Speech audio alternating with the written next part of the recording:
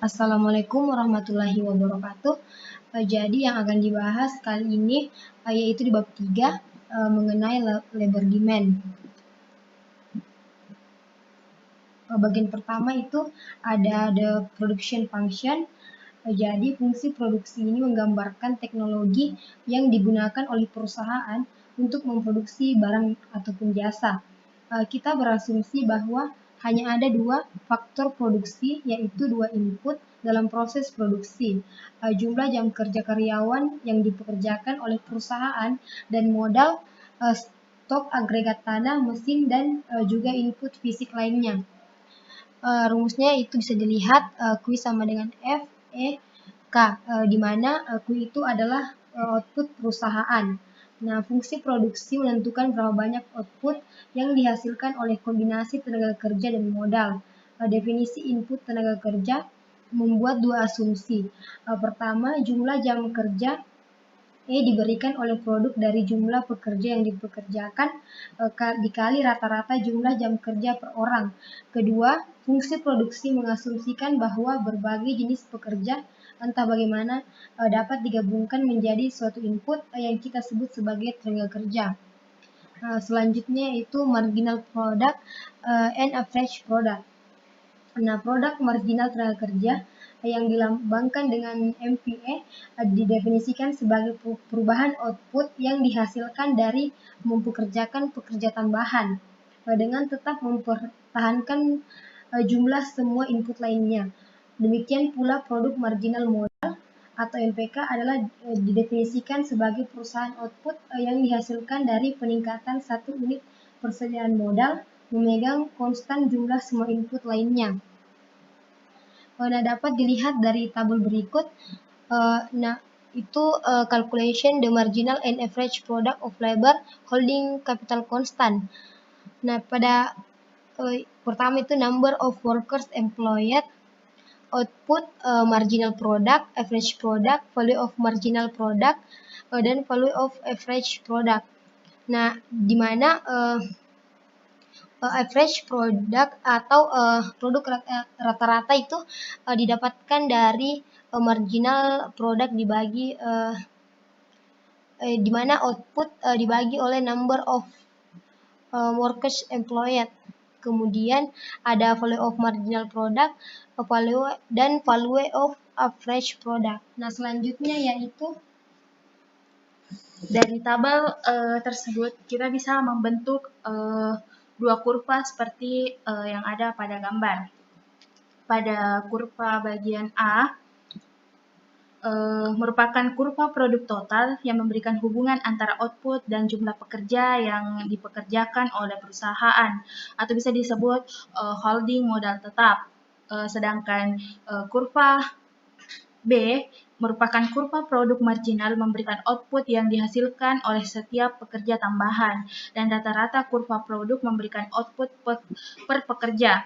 Nah, output pertama pada tingkat yang meningkat. Maksudnya karena lebih banyak pekerja yang dipekerjakan, ini menyiratkan bahwa produk marginal tenaga kerja meningkat.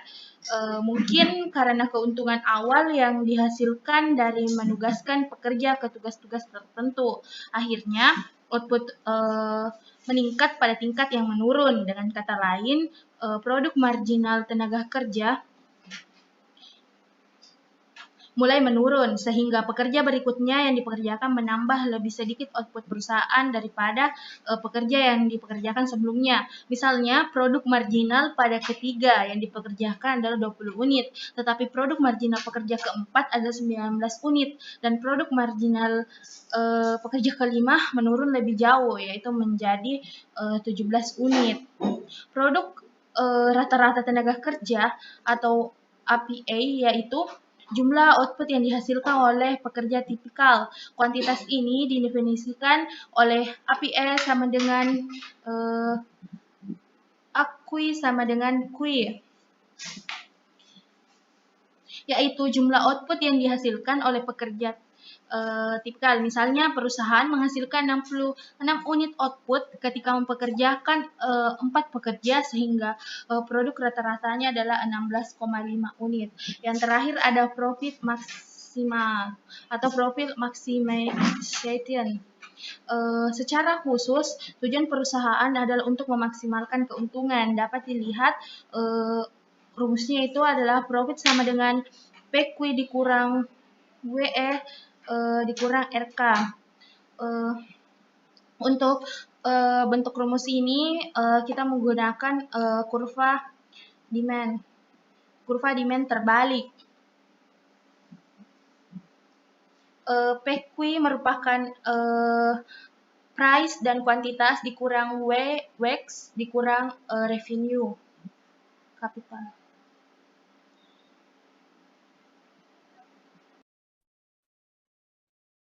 Assalamualaikum warahmatullahi wabarakatuh. Saya Otniel dengan NIM A0112011113 akan menjelaskan tentang short run. Short run atau produksi jangka pendek adalah periode waktu di mana perusahaan hanya dapat mengubah beberapa input, biasanya yang bersifat variabel. Yang bersifat variabel ini adalah tenaga kerja. Jumlah penggunaan tenaga kerja dapat ditingkatkan atau dikurangi sesuai dengan perubahan output. Jadi dengan semua faktor produksi lainnya dianggap tetap atau ceteris paribus, perusahaan yang mengambil lebih banyak pekerja mungkin dapat meningkatkan outputnya. Meskipun jumlah pekerja dapat dikurangi atau ditambah, tapi sewa, kontrak, dan perjanjian upah adalah tetap dalam jangka pendek. Ini membatasi kemampuan perusahaan untuk menyesuaikan produksi atau upah untuk mempertahankan tingkat laba. Jika waktu yang terlalu singkat tidak memungkinkan perusahaan menyesuaikan persediaan modalnya, atau dengan memasang mesin baru, membangun gunung baru, dan sebagainya. Namun, perusahaan dapat menyesuaikan tingkat penggunaan tenaga kerja dalam jangka pendek. Disebabkan produksi atau sebuah lokus mewakili satu tingkat output yang mungkin diperoleh perusahaan dengan memilih beberapa kombinasi K dan L. Setelah ISO Quan diturunkan dari ISO yang berarti sama atau kuantitas. Jika K sama dengan 0 atau L sama dengan 0, perusahaan tidak dapat menghasilkan output apapun. Fungsi produksi jangka pendek itu Y sama dengan fungsi dari L dan K0.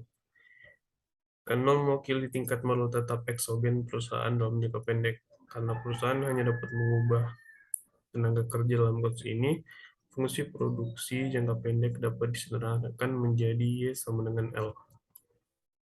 Kurvanya akan terlihat seperti ini. Peningkatan tenaga kerja melewati L aksen akan menyebabkan penurunan tingkat output. Tingkat tenaga kerja di luar L aksen biasanya dihilangkan dari pembahasan fungsi produksi karena tidak relevan secara ekonomi. Tidak masuk akal bagi perusahaan untuk membayar lebih untuk tingkat tenaga kerja yang akan menurunkan outputnya. Jadi kesimpulannya adalah short run adalah saat di mana faktor produksi yang sifatnya tetap berapapun jumlah output yang dihasilkan. Misalnya pada tahap awal produksi hanya diperlukan satu mesin, seiring peningkatan output pada jumlah tertentu hanya diperlukan penambahan tenaga kerja baik dalam jumlah tenaga kerja maupun tambahan jam kerja. Terima kasih.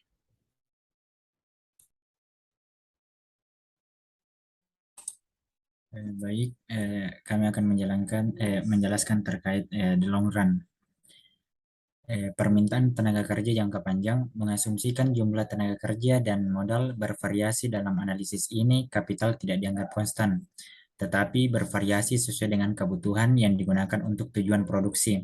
Oleh karena itu, dalam jangka panjang, perusahaan memaksimalkan keuntungan dengan memilih berapa banyak pekerja yang akan dipekerjakan dan berapa banyak modal yang akan diinvestasikan.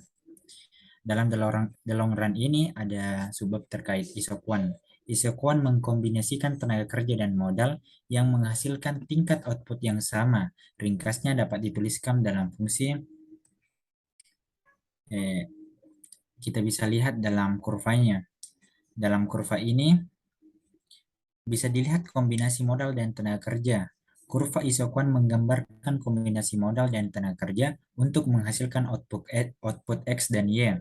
Untuk memproduksi titik Y, maka perlu ditentukan berapa banyak tenaga kerja dan modal yang harus dikeluarkan. Begitupun pada titik X. Kita harus mengorbankan nilai tenaga kerja untuk menambah nilai modal. Semakin tinggi tingkat Q, berarti semakin banyak output yang dapat dihasilkan. Oleh karena itu, isokon menggambarkan fungsi produksi dengan cara yang persis sama dengan kurva indiferen yang menggambarkan fungsi utilitas. Sama dengan kemiringan kurva indiferen yang diberikan oleh rasio negatif utilitas marginal, maka kemiringan kurva isokon diberikan pada rasio negatif untuk produk marginal. Bisa kita lihat hasilnya itu K per E atau kapital per employment sama dengan minus marginal produk employment dibagi marginal produk kapital itu sendiri. Selanjutnya itu adalah isokos. Kita bisa lihat kurva dalam isokos ini. Dalam kurva ini di atas ini suatu perusahaan memutuskan untuk menyewa modal. Dalam hal ini ia menyewa modal CO per R, di mana R adalah harga modal, ataupun sebaliknya hanya menggunakan unit tenaga kerja atau C0 per W. Garis yang menghubungkan semua kombinasi tenaga kerja dan modal yang digunakan oleh suatu perusahaan itulah yang disebut dengan garis isokos. Bisa kita lihat teman-teman, ini garis isokosnya. Garis isokos memberikan kombinasi tenaga kerja dan modal yang sama-sama mahal. Dengan garis isokos yang lebih tinggi artinya biayanya juga lebih tinggi. Pada kurva di atas mengilustrasikan garis isokos yang terkait dengan pengeluaran C0 dan C1, di mana C1 lebih besar daripada C0. Kita dapat menurunkan kemiringan garis isokos dengan persamaan ini K sama dengan C per R kurang W per R sama dengan employment. Persamaan tersebut berbentuk Y sama dengan A plus BX dengan intercept CR dan kemiringan W per R. Kemiringan isokos merupakan hasil rasio harga input yang negatif. Selanjutnya saya berikan kepada Saudara Neri.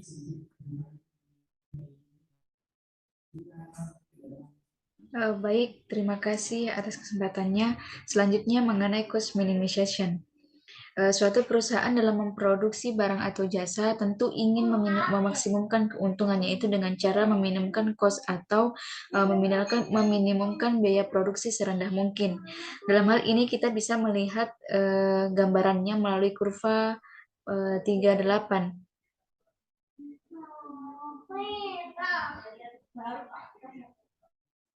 Nah, dalam kurva ini menggambarkan solusi bagaimana minimisasi biaya yang dapat dilakukan oleh perusahaan.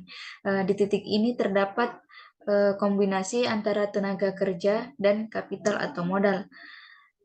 Pada titik P, perusahaan menggunakan employment sebesar 100 dengan kapital 175. Di titik P ini terjadi pertemuan antara isokos dan isokon, di mana perusahaan memproduksi Q0 unit dengan biaya yang rendah, sedangkan di titik lain yaitu pada titik A dan titik B, mereka memang sama-sama menghasilkan output Q0 tapi biaya yang dikeluarkan lebih tinggi. Di titik P merupakan titik yang dapat meminimumkan biaya dengan kemiringan isokos sama dengan kemiringan isokon. Dalam hal ini kita bisa melihat persamaan yang tergambar dalam rumus ini, di mana marginal product dari employment per marginal product of capital sama dengan WACC per R. Sehingga dalam meminimumkan biaya, menyiratkan bahwa marginal rate of technical substitution atau MRTS sama dengan rasio harga input yang dapat digambarkan dalam persamaan di mana marginal product of employment per W sama dengan marginal product of capital per R. Misalkan seorang pekerja dengan marginal product E unit, output dengan W sebagai tingkat upah. Jika marginal product sama dengan 20 dan upah sebesar $10, maka marginal product capital per R bahwa biaya yang dikeluarkan untuk tenaga kerja tersebut sebesar 2 unit output. Minimisasi biaya menyiratkan bahwa tambahan dolar yang dihabiskan untuk menghasilkan output pada perusahaan yang memaksimalkan keuntungan harus memproduksi pada tingkat output 0 dengan biaya yang serendah mungkin, sehingga perusahaan perlu menggunakan kombinasi tenaga kerja dan modal dengan menyamakan rasio marginal product dengan rasio harga input. Setelah perusahaan memaksimalkan keuntungannya, maka tentu saja ia tidak sembarang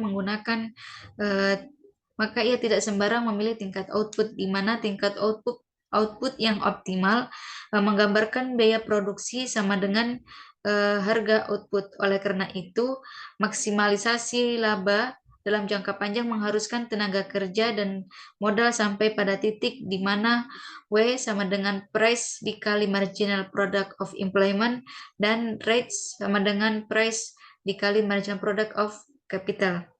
Persamaan ini menyiratkan bahwa rasio harga input sama dengan rasio marginal product.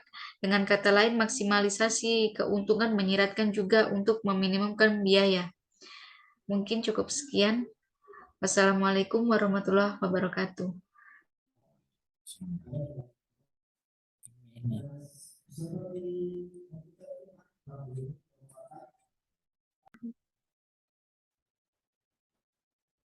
Baik, materi selanjutnya yang akan kami jelaskan yaitu long run demand curve for labor.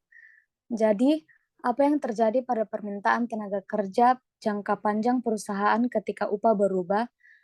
Diasumsikan bahwa pengeluaran ini adalah tingkat output yang memaksimalkan keuntungan. Pada tingkat produksi tersebut, harga output sama dengan biaya marginal.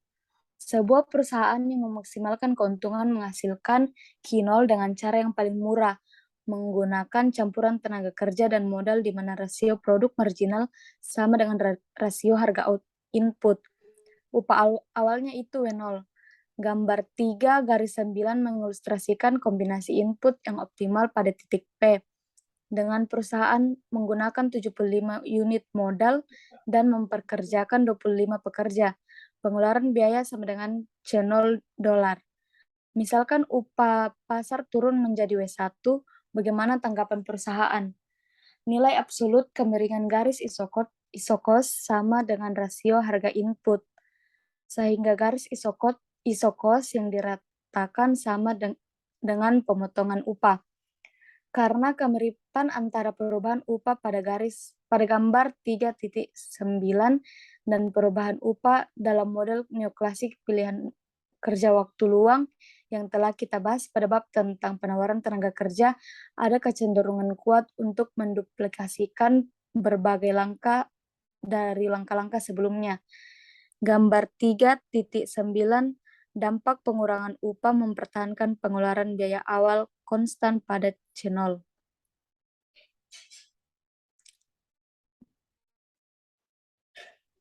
Lanjut.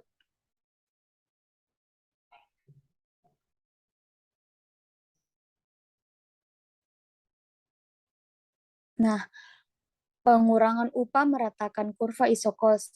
Jika perusahaan mempertahankan pengeluaran biaya awal konstan pada $0, isokos akan berputar di sekitar C0 dan perusahaan akan bergerak dari titik P ke titik R. Namun, perusahaan yang memaksimalkan laba umumnya tidak ingin menahan pengeluaran biaya konstan ketika upah berubah. Rotasi isokos di sekitar intercept asli C0 per R menyeratkan bahwa pengeluaran biaya perusahaan dipertahankan konstan pada $0. Tidak ada dalam teori memaksimalkan laba yang mengharuskan perusahaan menanggung biaya yang sama sebelum dan sesudah perubahan upah. Kendala jangka panjang perusahaan yang diberikan oleh teknologi dan oleh harga konstan dari output dan input lainnya. Secara umum, perusahaan tidak akan memaksimalkan keuntungan dengan membatasi dirinya untuk memiliki pengeluaran biaya yang sama sebelum dan sesudah perubahan upah. Jadi, akankah perusahaan berkembang jika upah turun? Pengurangan upah biasanya akan memotong biaya produksi marginal. Lebih murah untuk menghasilkan 1 unit output tambahan ketika tenaga kerja murah daripada ketika tenaga kerja mahal. Upah yang lebih rendah kemudian akan mendorong perusahaan untuk memperluas produksi. Gambar 3.10a menunjukkan dampak pengurangan biaya marginal ini pada skala perusahaan. Kurva biaya marginal turun dari MC0 ke MC1. Pemotongan upah mendorong perusahaan untuk memproduksi 150 output daripada 100 unit. Gambar 10, dampak pengurangan upah pada output dan pekerjaan dari perusahaan yang memaksimalkan laba. Gambar A, pemotongan upah mengurangi biaya produksi marginal dan mendorong perusahaan untuk berekspansi dari memproduksi 100 menjadi 150 unit. Dan gambar B, perusahaan bergerak dari titik P ke R, meningkat jumlah pekerja yang dipekerjakan dari 25 menjadi 50 pekerja. Perusahaan oleh karena itu akan melompat ke isokan yang lebih tinggi, seperti yang ditunjukkan pada 3.10b. Seperti disebutkan sebelumnya, biaya produksi 150 output tidak harus sama dengan biaya produksi yang hanya memproduksi 100 unit. Akibatnya isokos baru tidak perlu berasal dari titik yang sama pada sumbu vertikal dengan isokos lama. Namun perusahaan yang memaksimalkan keuntungan akan memproduksi 150 unit output dengan cara yang paling murah. Campuran input yang optimal diberikan oleh titik isokon yang lebih tinggi di mana isokon bersinggungan dengan isokos baru yang memiliki kemiringan sama dengan W1 per R. Kesimpulannya yaitu pekerjaan perusahaan meningkat dari 25 menjadi 50 pekerja, yang berarti bahwa perusahaan akan mempekerjakan lebih banyak pekerja ketika upah turun, sehingga kurva permintaan tenaga kerja jangka panjang harus miring ke bawah. Titik R juga menyeratkan bahwa perusahaan menggunakan lebih banyak modal. Secara umum, pemotongan upah dapat meningkat atau menurunkan jumlah modal yang diminta. Sekian dari saya, dan akan dilanjutkan oleh teman saya.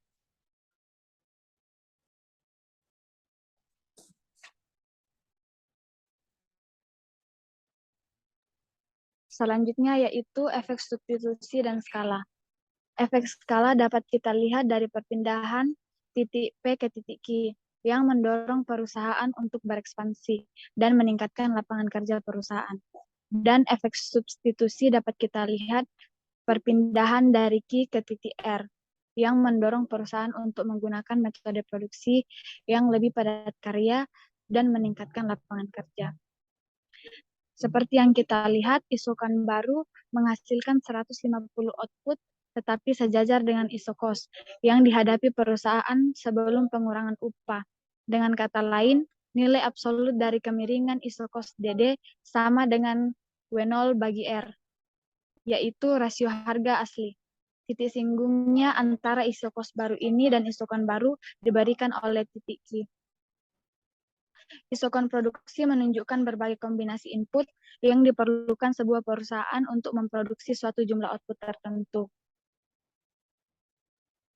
Pemotongan upah juga mendorong perusahaan untuk mengadopsi metode produksi yang berbeda, yang lebih padat karya. Efek substitusi diberikan oleh perpindahan dari Q ke R, yang menunjukkan terjadi pada pekerjaan perusahaan ketika upah berubah dengan mempertahankan output konstan. Efek skala menunjukkan apa yang terjadi pada permintaan input perusahaan saat perusahaan memperluas produksi dengan mempertahankan harga input konstan. Selanjutnya, kurva permintaan tenaga kerja jangka pendek dan jangka panjang. Dalam jangka panjang, perusahaan dapat mengambil keuntungan penuh dari peluang ekonomi yang diperkenalkan oleh perubahan upah. Kurva permintaan jangka panjang lebih elastis daripada kurva permintaan jangka pendek. Karena kurva permintaan tenaga kerja jangka panjang miring ke bawah, atau elastisitas permintaan tenaga kerja jangka panjang harus negatif. Sebuah prinsip penting dalam ekonomi menyatakan bahwa konsumen dan perusahaan dapat lebih mudah merespon perubahan lingkungan ekonomi ketika mereka menghadapi kendala yang lebih sedikit. Dengan kata lain, kendala asing mencegah kita mengambil keuntungan penuh dari peluang yang disajikan oleh perubahan harga. Prinsip ini menunjukkan bahwa kurva permintaan jangka panjang untuk tenaga kerja lebih elastis daripada kurva permintaan jangka pendek. Sekian dari saya. Terima kasih.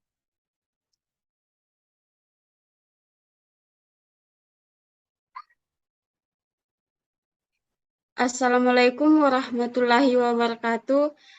Jadi kami akan menjelaskan bab 3, yaitu elastisitas substitusi.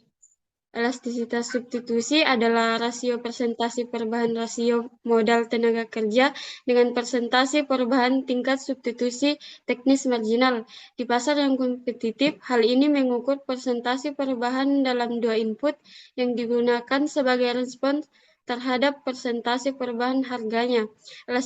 Elastisitas substitusi mewakili kelengkungan isokuan, yaitu derajat substitusi antar input. Gambar 3.13 mengilustrasikan dua situasi ekstrim. Pada gambar 3.13a, isokuan adalah garis lurus dengan kemiringan sama dengan 0,5. Dengan kata lain, output tetap konstan setiap kali perusahaan memberhentikan dua pekerja dan menggantinya dengan satu mesin. Tingkat pertukaran antara tenaga kerja dan modal adalah sama, terlepas dari berapa banyak pekerja dan berapa banyak modal yang sudah dimiliki perusahaan. Tingkat substitusi teknik marginal konstan ketika isokuan berupa garis. Kapanpun dua input dapat disubstitusi dengan laju konstan, kedua input tersebut disebut substitusi sempurna. Baiklah, saya akan melanjutkan gambar 3.13b mengilustrasikan situasi ekstrim lainnya, di mana isokuan siku-siku menyiratkan bahwa menggunakan 20 pekerja dan 5 mesin menghasilkan kinol unit output. Jika kita mempertahankan modal konstan pada 5 unit, menambahkan lebih banyak pekerja tidak berdampak pada output. Demikian pula, jika kita mempertahankan tenaga kerja konstan pada 20 pekerja, menambahkan lebih banyak mesin tidak berdampak pada output. Efek substitusi sangat besar ketika tenaga kerja dan modal adalah substitusi sempurna. Ketika isokuan linear, perusahaan meminimalkan biaya produksi output kinol dengan menggunakan salah satu dari 100 mesin atau 200 pekerja, tergantung alternatif mana yang lebih murah. Jika harga input cukup berubah, perusahaan akan melompat dari satu situasi ekstrim ke situasi ekstrim lainnya. Sebaliknya, tidak ada efek substitusi dari satu situasi ekstrim ke sebaliknya tidak ada efek substitusi ketika kedua input adalah komplement sempurna. Karena hanya ada satu cara untuk memproduksi kinol, perubahan upah tidak mengubah campuran input sama sekali. Perusahaan harus selalu menggunakan 20 pekerja dan 5 mesin untuk memproduksi kinol tanpa memperhatikan harga tenaga kerja dan modal. Elastisitas substitusi dapat membedakan indikasi analisis substitusi terhadap input modal dan tenaga kerja, di mana masing-masing input modal dan tenaga kerja dapat memberikan pengaruh terhadap jumlah produksi atau output. Substitusi antar faktor produksi tersebut dapat dilakukan untuk mempertahankan jumlah produksi agar tetap konstan, yaitu dilihat dari kelengkungan isokuannya. Jumlah produksi akan tinggi jika penggunaan tenaga kerja ditambah dan modal dikurangi atau sebaliknya. Baiklah, sekian penyampaian dari kami. Terima kasih. Assalamualaikum warahmatullahi wabarakatuh.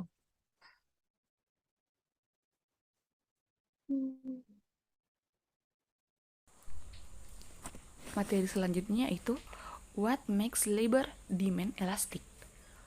Hukum atau aturan permintaan turunan Marshall menggambarkan situasi yang cenderung menghasilkan kurva permintaan tenaga kerja elastis di industri. Secara khusus menjelaskan bahwa pertama, jika permintaan buruh lebih elastis, maka semakin besar elastisitas substitusi. Hal ini dilihat dari kenyataan bahwa ukuran efek substitusi tergantung pada kelengkungan dari isokuan. Semakin besar elastisitas substitusi, semakin banyak isokuan yang terlihat seperti garis lurus, dan akan semakin serupa tenaga kerja dan modal dalam proses produksi. Perusahaan kemudian akan dengan mudah mengganti tenaga kerja dengan mesin karena upah naik. Kedua, jika permintaan buruh lebih elastis, maka semakin besar elastisitas permintaan untuk output. Peningkatan upah akan meningkatkan biaya produksi marginal, menaikkan harga produk, dan mengurangi permintaan konsumen untuk produk. Ketiga, jika permintaan tenaga kerja lebih elastis, maka bagian tenaga kerja akan lebih besar dalam total biaya. Misalkan, tenaga kerja adalah input penting dalam produksi, artinya tenaga kerja dari total biaya besar. Situasi ini dapat terjadi ketika produksi sangat padat karya, seperti perusahaan menggunakan pekerja yang sangat terampil dalam memproduksi furnitur buatan tangan. Bahkan, peningkatan kecil dalam upah akan secara substansial meningkatkan biaya produksi marginal. Tetapi, jika tenaga kerja tidak penting, bagian tenaga kerja akan lebih kecil dalam total biaya. Kenaikan upah hanya memiliki dampak kecil pada biaya marginal, pada harga output, dan pada permintaan konsumen. Keempat, jika permintaan tenaga kerja semakin elastis, maka semakin besar elastisitas penawaran faktor-faktor lain dari produksi. Misalkan, ada kenaikan upah dan perusahaan ingin mengganti tenaga kerja menjadi modal.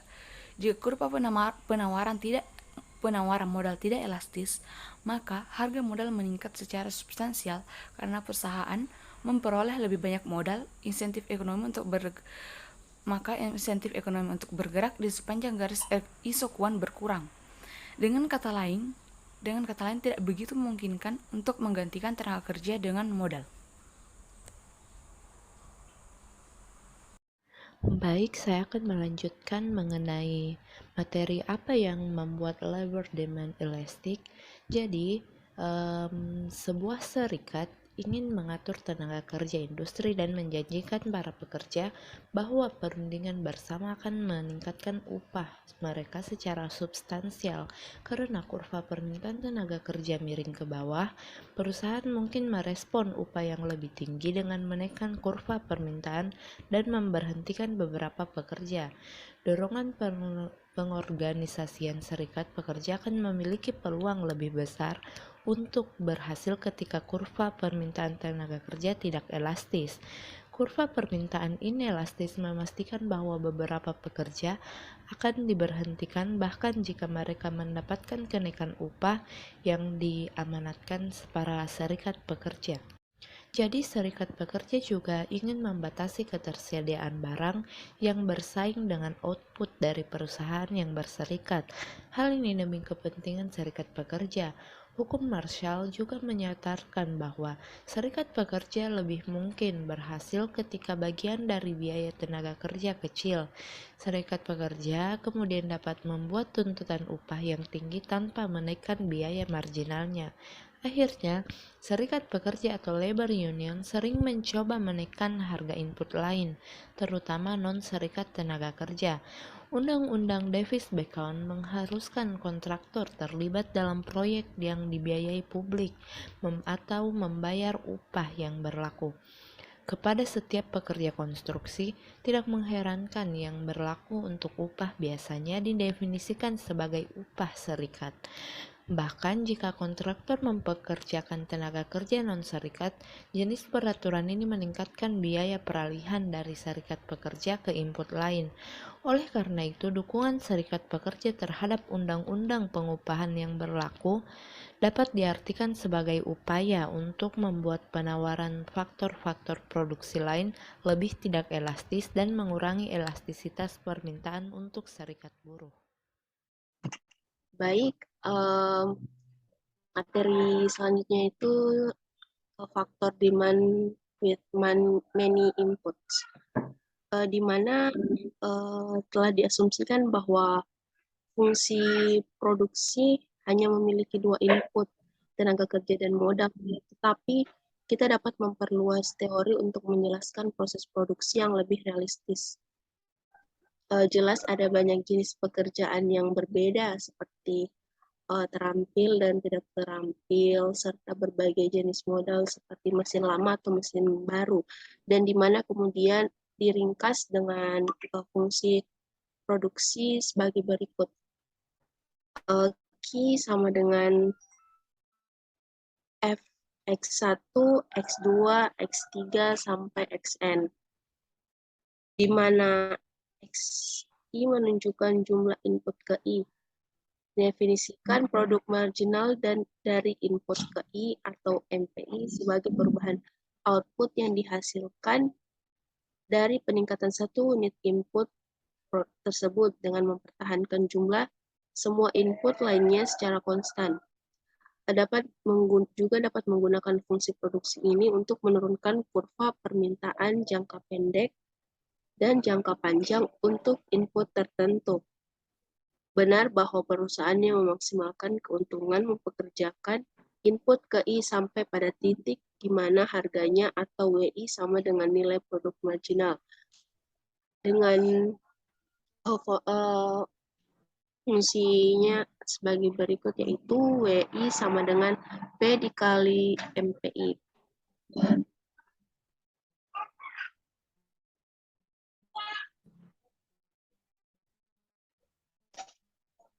Semua hasil utama yang diturunkan dalam kasus fungsi produksi dua faktor terus berlaku. Kurva permintaan jangka pendek dan jangka panjang untuk setiap input miring ke bawah. Kurva permintaan jangka panjang lebih elastis daripada kurva permintaan jangka pendek, dan perubahan upah menghasilkan efek substitusi dan efek skala. Oke.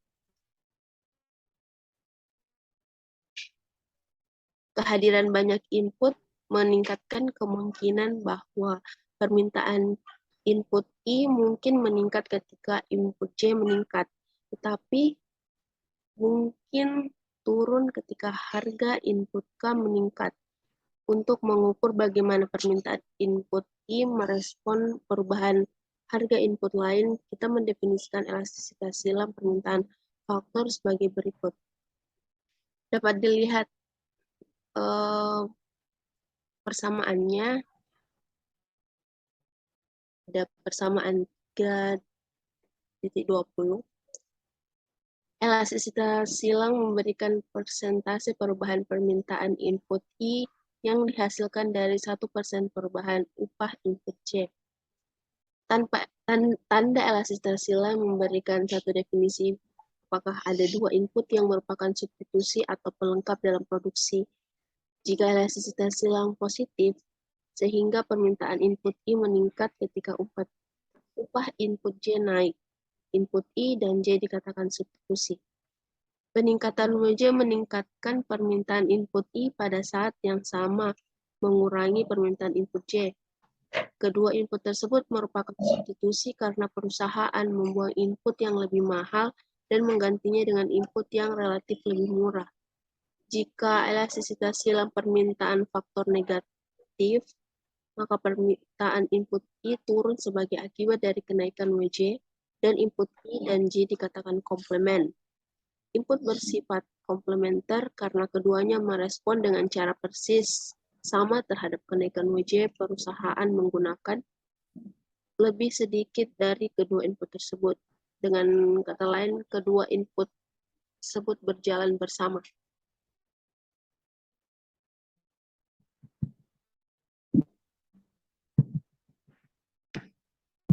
Baik, saya akan melanjutkan di gambar ini menjelaskan definisi substitusi dan komplementer dalam permintaan yang bergeser.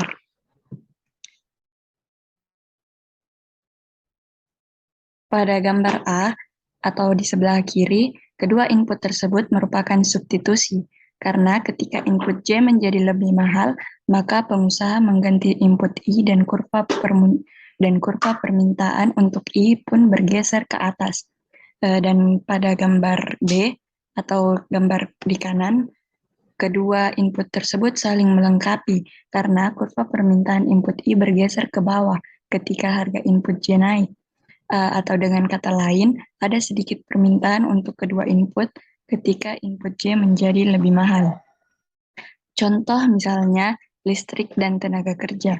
Jika listrik naik, maka perusahaan akan menggunakan lebih sedikit listrik atau menghemat listrik, dan pada saat yang sama perusahaan menggunakan lebih banyak tenaga kerja, sehingga tenaga kerja akan menggantikan listrik dalam produksi. Dan kurva permintaan tenaga kerja akan bergeser, tetapi bisa juga tenaga kerja dan listrik sebagai substitusi. Dan di sisi lain, jika perusahaan menggunakan lebih sedikit listrik, tetapi juga menggunakan tenaga kerja lebih sedikit, maka listrik dan pekerja akan saling melengkapi dan kurva permintaan tenaga kerja akan bergeser dengan baik. Oleh karena itu, bukti yang tersedia menunjukkan bahwa tenaga kerja yang tidak terampil dan modal itu adalah pengganti atau substitusi, tetapi tenaga kerja yang terampil dan modal saling melengkapi adalah komplement. Atau misalnya ketika harga mesin turun, pengusaha akan mempekerjakan lebih sedikit pekerja yang tidak terampil, tetapi pada saat yang sama, permintaan untuk pekerja yang terampil akan meningkat karena pekerja terampil dan peralatan modal itu berjalan bersama. Sekian penjelasan dari kami. Akan dilanjutkan pada subbab selanjutnya. Selanjutnya, overview of labor market equilibrium. Labor market adalah tempat di mana pekerja yang mencari pekerjaan dari sisi supply dan perusahaan yang mencari pekerja dari sisi demand akhirnya bertemu, sehingga terjadi interaksi dan kesepakatan antara pekerja dan perusahaan, yaitu dalam hal menentukan equilibrium wage dan employment levels, yakni tingkat yang menyeimbangkan antara jumlah jam yang diinginkan pekerja untuk bekerja dengan jumlah jam yang ingin dipekerjakan oleh perusahaan. Selanjutnya, gambar ini menunjukkan labor demand dan labor supply dalam pasar tenaga kerja, di mana E0, E star, dan E1 menunjukkan jumlah pekerja, sedangkan W low, W star, dan W high menunjukkan tingkat upah yang berbeda.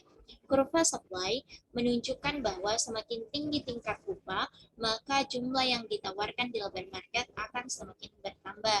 Adapun kurva demand menunjukkan bahwa semakin tinggi tingkat upah, maka jumlah pekerja yang diminta di labor market justru semakin sedikit. Selanjutnya, titik E merupakan titik equilibrium karena kurva supply dan kurva demand saling berpotongan pada titik E. Titik E menunjukkan jumlah tenaga kerja yang bersedia dan jumlah tenaga kerja yang dibutuhkan perusahaan sama, yaitu sebesar E star dengan tingkat upah sebesar W star. Selanjutnya, jika tingkat upah tinggi, misalnya sebesar W high, maka jika dilihat dari grafik itu, perusahaan akan mempekerjakan lebih sedikit tenaga kerja. Adapun jumlah tenaga kerja yang tersedia itu justru lebih banyak, yaitu sebesar E1, di mana tadi di kurva permintaannya itu sebesar E0.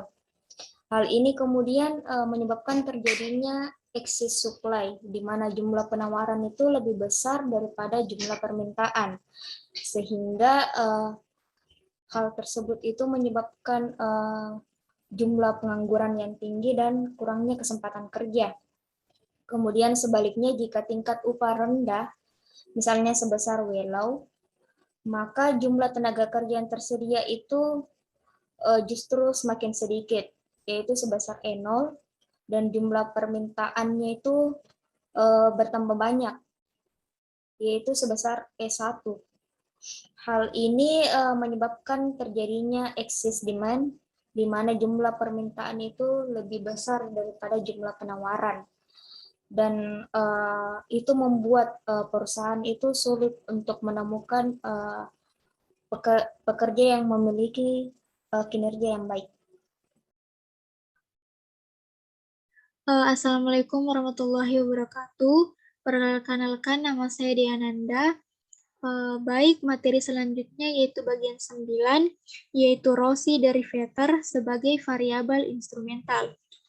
Sebagian besar penelitian dalam ekonomi tenaga kerja melibatkan upaya untuk memperkirakan kurva permintaan tenaga kerja dan penawaran tenaga kerja untuk kelompok tertentu.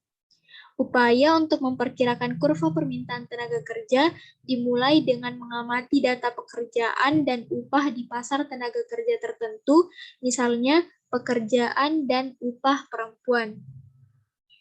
Nah, pada gambar 3.16 menunjukkan bagaimana pergeseran kurva permintaan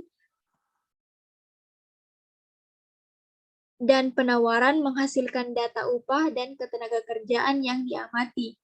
Awalnya, pasar tenaga kerja berada dalam equilibrium di titik P dengan upah W0 dan pekerjaan E0. Misalkan, kurva penawaran wanita bergeser ke kanan, yang berarti keseimbangan baru akan berada di titik W dengan upah W1 dan pekerjaan E1. Data yang diamati terdiri dari pasangan upah W0 dan W1 dan pasangan statistik ketenaga kerjaan yaitu E0 dan E1. Pada gambar 3.16 ini menunjukkan bahwa data ini dapat digunakan untuk mengidentifikasi permintaan tenaga kerja yaitu kurva D0. Dengan kata lain, jika kita bisa mengamati situasi dunia nyata di mana satu-satunya kurva yang bergeser adalah kurva penawaran, data upah dan pekerjaan yang dihasilkan akan memungkinkan kita untuk memperkirakan elastisitas permintaan tenaga kerja. Dalam kebanyakan situasi dunia nyata, bagaimanapun, baik kurva penawaran dan kurva permintaan mungkin bergeser pada saat yang sama. Ketika kedua kurva bergeser, keseimbangan baru akan terjadi seperti pada titik R, dengan upah W2 dan pekerjaan E2. Data yang kita amati sekarang terdiri dari pasangan upah W0 dan W2, dan pasangan statistik ketenaga kerjaan yaitu E0 dan E2. Data ini akan memungkinkan kita untuk menelusuri kurva ZZ, kurva yang tidak memberikan informasi apapun tentang elastisitas penawaran tenaga kerja atau elastisitas permintaan tenaga kerja. Ketika kedua kurva bergerak pada saat yang sama, data upah dan pekerjaan yang dihasilkan tidak membantu dalam mengidentifikasi struktur yang mendasari pasar tenaga kerja. Dengan kata lain, garis ZZ tidak dapat digunakan untuk memprediksi bagaimana perubahan kebijakan tertentu seperti kredit pajak untuk biaya perawatan anak akan mempengaruhi upah dan pekerjaan perempuan. Studi baru-baru ini memberikan ilustrasi sederhana tentang bagaimana peristiwa sejarah tertentu menghasilkan instrumen yang dapat digunakan untuk memperkirakan kurva permintaan tenaga kerja, di mana hampir 16 juta pria dimobilisasi untuk bertugas di angkatan bersenjata selama Perang Dunia II, dan kebanyakan dari mereka akan dikirim ke luar negeri. Menyusutnya jumlah pekerja laki-laki ini menarik banyak perempuan ke dalam tenaga kerja sipil, sehingga memunculkan stereotip Rossi derivator, seorang wanita yang membantu upaya perang dengan melakukan pekerjaan manusia. Pada tahun 1940, hanya 28% wanita di atas usia 15 tahun berpartisipasi dalam angkatan kerja. Pada tahun 1945, tingkat partisipasi perempuan sudah berakhir 34%. Meskipun beberapa dari wanita meninggalkan angkatan kerja setelah perang, dan juga banyak dari mereka yang tinggal secara permanen meningkatkan jumlah perempuan yang bekerja. Nah, selanjutnya pada tabel 32 melaporkan tingkat mobilisasi untuk negara bagian yang didefinisikan sebagai proporsi pria terdaftar berusia 18-44 tahun yang bertugas di militer antara tahun 1940 dan 1945. Variasi antar negara bagian sangat besar, yaitu 41% di Georgia, 50% di California dan 55% di Massachusetts. Tingkat mobilisasi menyediakan instrumen yang menggeser kurva penawaran perempuan bekerja secara berbeda di negara bagian yang berbeda, di mana pada gambar 317A menunjukkan adanya korelasi positif antara pertumbuhan tahun 1939 sampai 1949 dalam pekerjaan perempuan dan tingkat mobilisasi negara. Pada gambar 317B menunjukkan adanya hubungan negatif antara tahun 1939 sampai 1949, di mana persen perubahan upah perempuan dan tingkat mobilisasi di seluruh negara bagian. Upah perempuan tumbuh paling sedikit di negara bagian, di mana lebih banyak laki-laki pergi berperang.